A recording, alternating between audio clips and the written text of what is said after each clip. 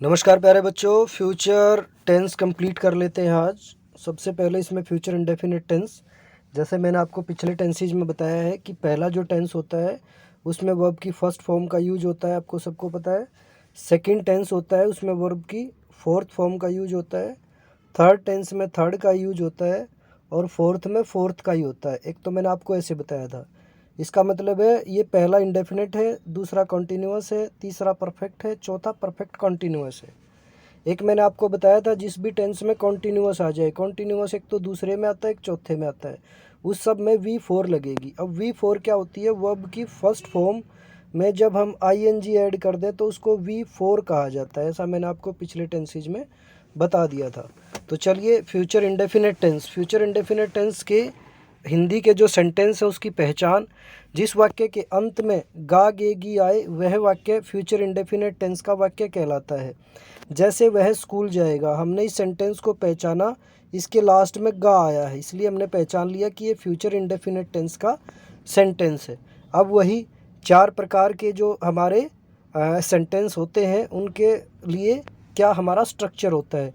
जैसे अफर्मेटिव जो हमारे साधारण वाक्य, उनके लिए स्ट्रक्चर में फ्यूचर इंडेफिनिट में सबसे पहले सब्जेक्ट लगाया जाता है, फिर विल या शैल, ये हेल्पिंग वर्ब लगाई जाती है, फिर मेन वर्ब की फर्स्ट फॉर्म और फिर ऑब्जेक्ट।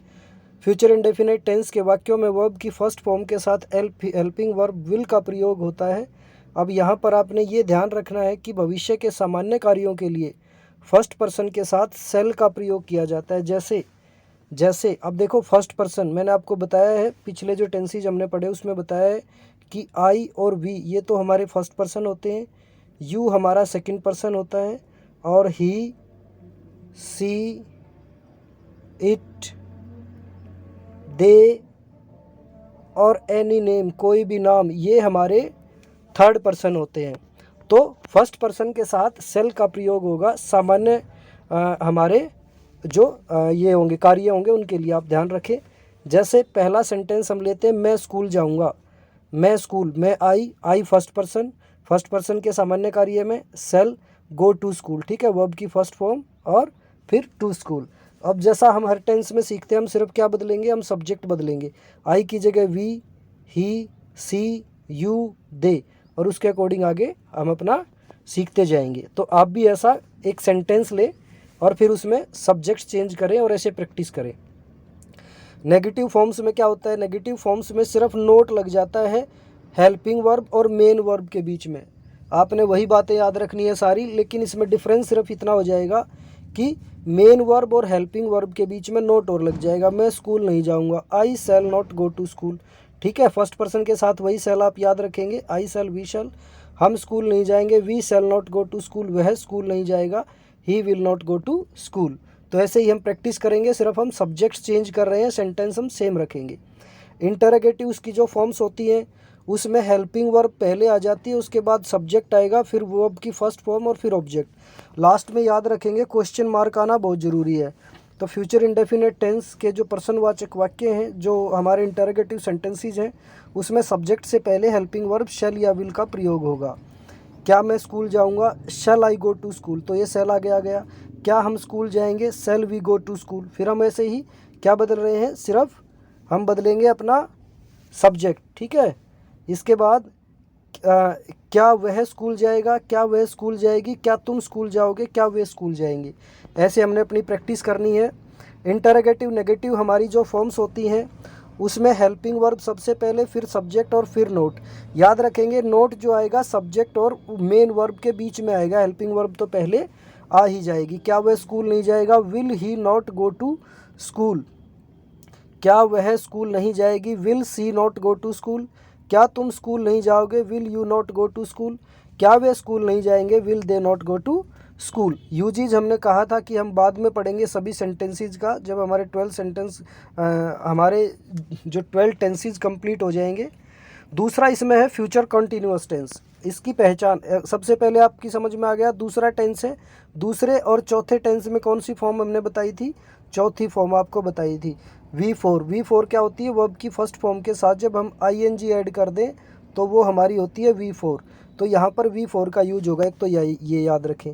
अब जिस वाक्य के अंत में रहा होगा, रहे होंगे, रही होगी आए, वह फ्यूचर कॉन्टिन्यूअस टेंस का वाक्य कहलाता है। जैसे वह स्कूल जा रहा होगा, हमने पहचान लिया रहा होगा लास्ट में है तो फ्यूचर कॉन्टिन्यूअस टेंस है। अब इसके अफर्मेटिव जो सेंटेंसेस होते हैं उसमें स्ट्रक्चर में सबसे पहले सब्जेक्ट हेल्पिंग वर्ब में विल शैल के साथ बी और आ जाएगा, कॉन्टिन्यूअस में विल और शैल के साथ बी और आ जाएगा, ये हमने याद रखना है। और इसके बाद वर्ब की फर्स्ट फॉर्म के साथ आईएनजी लगाई जाती है, मैंने आपको बता ही दिया। तो जैसे एक सेंटेंस मैं स्कूल जा रहा हूँगा, तो I shall be going to school, I subject, ठीक है, शैल बी हमारा हेल्पिंग वर्ब और इसके साथ बी और फिर वर्ब की first form plus ING going to school. ऐसे ही अब हम क्या करेंगे, हम सब्जेक्ट चेंज करेंगे, आई की जगह हम, ठीक है, मैं की जगह हम, और वह स्कूल जा रहा होगा, वह स्कूल जा रही होगी, तुम स्कूल जा रहे होंगे, वे स्कूल जा रहे होंगे।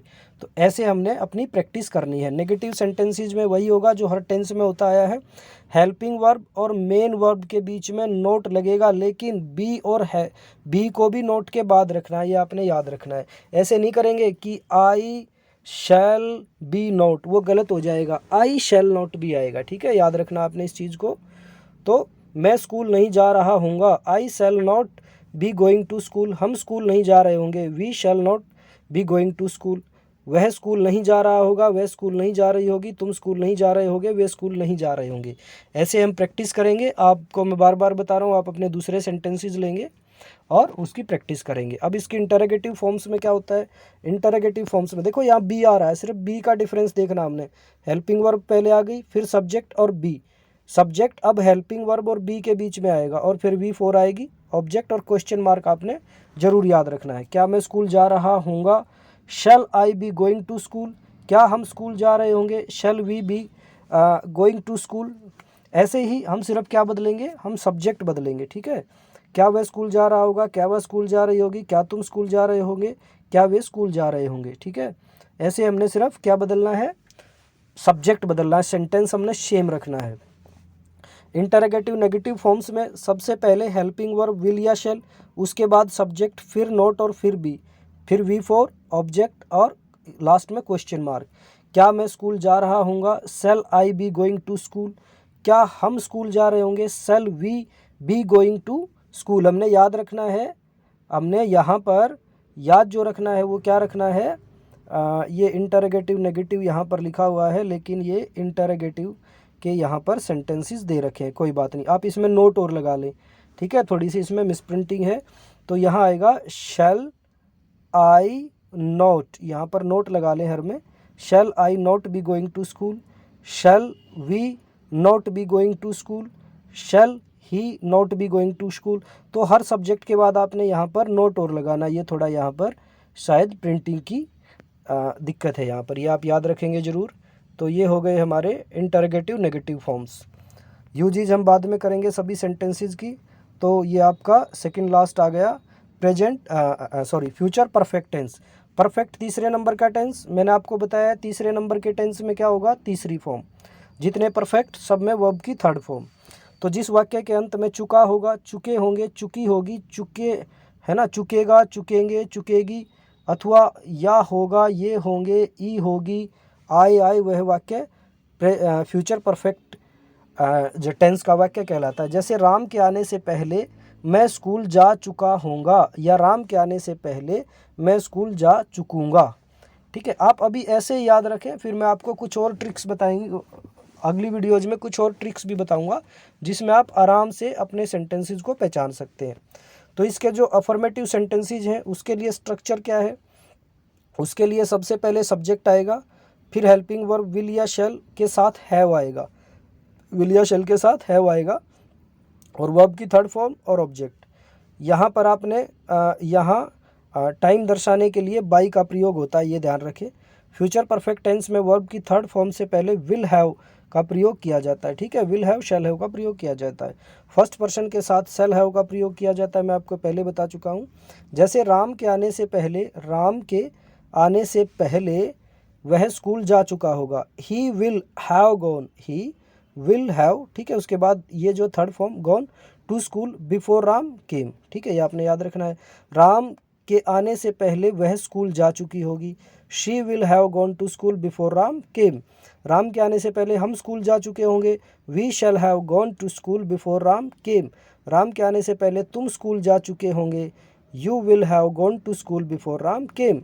राम के आने से पहले वे स्कूल जा चुके होंगे। They will have gone to school before Ram केम। अब नेगेटिव फॉर्म्स में क्या होगा? नेगेटिव फॉर्म्स में वही है आपका कि सब्जेक्ट के बाद विल और शैल हैव के बीच में नोट लगेगा। नोट हमेशा बीच में लगता है, ठीक है। विल हैव नॉट, है ना। आप कैसे लिखेंगे? विल हैव नॉट नहीं लिखेंगे, विल नॉट हैव लिखेंगे। फिर वर्ब की थर्ड फॉर्म ऑब्जेक्ट, जैसे राम के आने से पहले मैं स्कूल नहीं जा चुका होऊंगा, ठीक है। आई शैल नॉट, है ना, आया ना शैल के बाद, I shall not have gone to school before Ram came. तो इन चीज़ों का आपने याद रखना है। बार बार मैं आपको बता रहा हूँ, आप अपने सेंटेंसेस और भी लेंगे और सेंटेंसेस में आप सिर्फ सब्जेक्ट चेंज करेंगे। सेकंड है, राम के आने से पहले हम स्कूल नहीं जा चुके होंगे। We shall not have gone to school before Ram came. Ram के आने से पहले तुम स्कूल नहीं जा चुके होंगे। You will not have gone to school before Ram came. तो ऐसे ही सिर्फ हमने अपने सब्जेक्ट चेंज करने, सेंटेंस सेम रखेंगे। ऐसे प्रैक्टिस से हम टेंस आराम से सीख सकते हैं। इंटरोगेटिव फॉर्म्स में क्या होता है?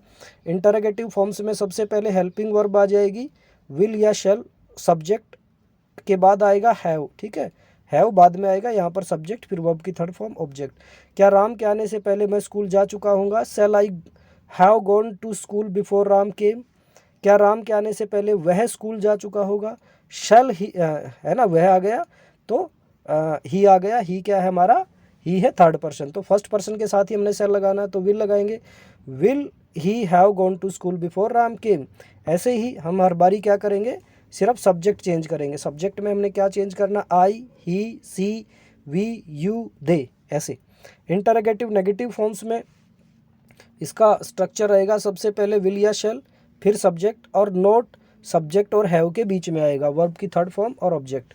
क्या राम के आने से पहले मैं स्कूल नहीं जा चुका हूँगा? Shall I not have gone to school before Ram came. क्या राम के आने से पहले वह स्कूल नहीं जा चुका होगा? Shall he not gone to school before Ram came. तो इसमें भी हमने क्या करना है? इसमें भी हमने हर बारी अपना सब्जेक्ट चेंज करना है, सेंटेंस हम रखेंगे सेम। हमने याद रखना है मेनली स्ट्रक्चर क्या है, हर टेंस का क्या स्ट्रक्चर है। तो यूजीज हम सारे बाद में पढ़ेंगे, मैंने आपको बताया। ये लास्ट आ गया इसका फ्यूचर परफेक्ट कॉन्टिन्यूअस, 4 नंबर का टेंस। आपको मैंने बताया जितने भी 4 नंबर के टेंस, 4 नंबर की फॉर्म, 4 नंबर की फॉर्म वर्ब की फर्स्ट फॉर्म के साथ आईएनजी। तो इसकी पहचान जो होगी, जिस वाक्य के अंत में शे रहा होगा, शे रहे होंगे, शे रही होगी, आए, वह फ्यूचर परफेक्ट कंटिन्यूअस टेंस का वाक्य कहलाता है। जैसे वह 3 साल से स्कूल जा रहा होगा, ठीक है, से जा रहा होगा, हमने पहचान लिया किसका है? फ्यूचर परफेक्ट जो कंटिन्यूअस का आपका ये सेंटेंस है। अब इसमें आपको सिंस और फॉर का यूज करना पड़ेगा, सिंस और फॉर, ठीक है। ये सिंस और फॉर, इसके लिए मैंने एक अलग से वीडियो बना रखी है, 5, वो तकरीबन 4-5 मिनट की, आप उसको ज़रूर देखें, फिर आपको सिंस फॉर में कोई परेशानी शायद नहीं होगी। इसके स्ट्रक्चर में सबसे पहले सब्जेक्ट आएगा, फिर विल शैल हैव के बाद बीन, वर्ब की first form plus I N G, object since और फॉर, और प्लस जो भी बच गया वो। तो फ्यूचर परफेक्ट कंटिन्यूअस टेंस के वाक्यों में वर्ब की फर्स्ट फॉर्म के साथ आईएनजी लगाई जाती है। फर्स्ट पर्सन प्रोनाउन के साथ ऐसे वाक्यों में शैल हैव बीन का प्रयोग किया जाता है। अन्य सभी पर्सन्स के साथ विल हैव बीन का प्रयोग किया जाता है। जैसे मैं सोमवार से स्कूल जा रहा होऊंगा, I shall have been going to school since Monday. अब मैं आपको दोबारा बता रहा हूँ यहाँ पर फॉर क्यों नहीं आया, सिंस क्यों आया, ठीक है। इसके लिए आपको वो वीडियो देखनी होगी, 4-5 मिनट की है, आपको बिल्कुल समझ में आ जाएगा। प्लेलिस्ट में मिल जाएगी, बेसिक इंग्लिश ग्रामर के नाम से प्लेलिस्ट है यहाँ चैनल पर, आप उसको देख सकते हैं। अब यहाँ भी हमने सिर्फ क्या करना है, हमने यहाँ पर अपना सब्जेक्ट बदलना है। अब आई की जगह हमने वी कर दिया, ही, सी, यू, दे, बस ये सब्जेक्ट हमने चेंज करने हैं और अपनी प्रैक्टिस जारी रखनी है। नेगेटिव फॉर्म्स में क्या होगा? नेगेटिव फॉर्म्स में सबसे पहले सब्जेक्ट, फिर विल शैल, फिर नॉट, उसके बाद हैव बीन और वर्ब की फर्स्ट फॉर्म के साथ आईएनजी, ऑब्जेक्ट सिंस फॉर, और फिर जो बच गया वो, ठीक है। और नॉट के साथ हमेशा नॉट का प्रयोग हमेशा पहली हेल्पिंग वर्ब शैल या विल के बाद किया जाता है, ठीक है। मतलब कहने का मतलब ये है कि आप विल शैल हैव ना कर दें, कि आप हैव भी कर दें और फिर बाद में नॉट का प्रयोग करें, तो वो आपके लिए गलत हो जाएगा, वो सही नहीं रहेगा। मैं सोमवार से स्कूल नहीं जा रहा हूँगा, I shall not been going to school since Monday. ठीक है, अब फिर बता देता हूँ, सिंस और फॉर का यूज जानने के लिए आपको वीडियो देखनी होगी। तो अभी हम एक सप्ताह से स्कूल नहीं जा रहे होंगे, we shall not have been going to school for a week. तो हम हर बारी क्या बदलेंगे, subject, we, he, she, you, they, क्योंकि हमने तकरीबन 12 टेंस में ऐसे ही किया, तो आपकी प्रैक्टिस जरूर हो गई होगी। इंटरोगेटिव फॉर्म्स में क्या होता है, सबसे पहले आपका हेल्पिंग वर्ब आ जाता है, फिर सब्जेक्ट और फिर आता है have, will, shall, subject, have, फिर बीन। ठीक है, फिर बीन और वर्ब की first form I N G, object, since for, जो बच गया। क्या मैं सोमवार से स्कूल जा रहा हूँगा, shall I have been going to school since Monday. क्या हम एक सप्ताह से स्कूल जा रहे होंगे, shall we have been going to school, है ना, फॉर अ वीक। अब ऐसे ही हम क्या बदल रहे हैं, सिर्फ हम सब्जेक्ट बदल रहे हैं, आई, वी, ही, सी, यू और दे। ऐसे ही आपने अपनी प्रैक्टिस जारी रखनी है। तो इंटरोगेटिव नेगेटिव फॉर्म्स में क्या होता है, सबसे पहले विल, शैल, उसके बाद सब्जेक्ट, फिर नोट। नोट सब्जेक्ट और हैव बीन के बीच में आएगा, आप याद रखें, वर्ब की first form plus I N G, object, फिर सिंस फॉर, जो बच गया। क्या मैं सोमवार से स्कूल नहीं जा रहा हूँगा, shall I not been going to school since Monday. ठीक है, अब फिर हम ऐसे ही क्या करेंगे, सिर्फ सब्जेक्ट चेंज करेंगे, आई, वी, ही, सी, यू, दे। ठीक है, ऐसे हम अपनी प्रैक्टिस करेंगे। यूजीज हमने सारे बाद में करने हैं। जितने भी आपके ये परफेक्ट जो कंटिन्यूअस टेंस है, इसमें मैंने आपको बताया सिंस और फॉर की आपको ज़रूरत पड़ेगी। ये जहाँ पर ये स्ट्रक्चर में आता है, ये सिंस और फॉर, और इसके लिए अलग से वीडियो में आपको 3-4 बार बता चुका हूँ, वो ज़रूर देखें, उसके बाद आप इस टेंस को अच्छे से समझ पाएंगे। तो बेटा मैंने आपके 12 के 12 टेंस करा दिए, अब कोई भी टेंस नहीं बचता है, हमने कंप्लीट कर दिए अपने 12 के 12। तो आप इनको बहुत अच्छे से पढ़ें और बहुत अच्छे से समझें। कुछ नहीं समझ में आए तो फिर आप ज़रूर पूछें बेटा। Thank you.